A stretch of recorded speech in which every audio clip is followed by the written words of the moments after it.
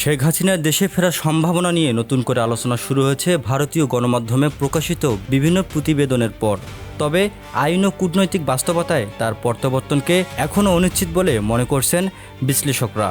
2024 সালের 5ই আগস্টে ভারতে যাওয়ার পর অন্তর্বর্তী সরকার তাকে দেশে ফিরিয়ে আনতে ভারতের কাছে কূটনৈতিক অনুরোধ জানায়। এ লক্ষ্যে বন্দি প্রত্যাবর্তন চুক্তির আওতায় কথা বললেও এখন পর্যন্ত এই বিষয়ে ভারতের পক্ষ থেকে কোনো আনুষ্ঠানিক সাড়া পাওয়া যায়নি। বিশেষজ্ঞদের মতে বাংলাদেশ ভারত প্রত্যর্পণ চুক্তি অনুযায়ী গুরুতর অপরাধের অভিযোগ থাকলেও প্রত্যর্পণের সুযোগ রয়েছে।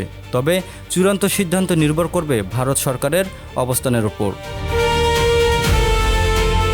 সরকার বলছে শেখ হাসিনাকে দেশে ফিরিয়ে এনে প্রচলিত আইন অনুযায়ী বিচারিক প্রক্রিয়ায় মুখোমুখি করা হবে।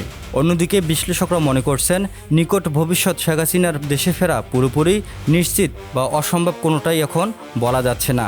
কারণ দেশে ফিরলে তাকে গ্রেপ্তার, বিচারিক হেফাজত এবং দীর্ঘ আইনি প্রক্রিয়ার সম্মুখীন হতে পারে, যা তার প্রত্যাবর্তনের ক্ষেত্রে গুরুত্বপূর্ণ একটি বিবেচ্য বিষয়।